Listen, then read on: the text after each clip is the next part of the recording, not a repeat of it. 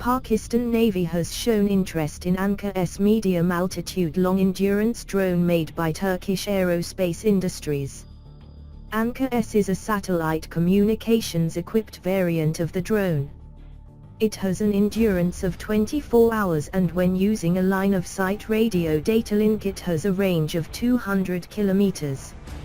It has a service ceiling of 30,000 feet and is capable of carrying 200 kilograms in electro-optical or infrared equipment and precision-guided munitions. It performs day and night, all-weather reconnaissance, target detection, identification and intelligence missions, featuring autonomous flight capability including automatic takeoff and landing. Its ordnance options include Roketsan UMTAS guided missile, CRT laser guided rocket and MAM-L miniature guided missile.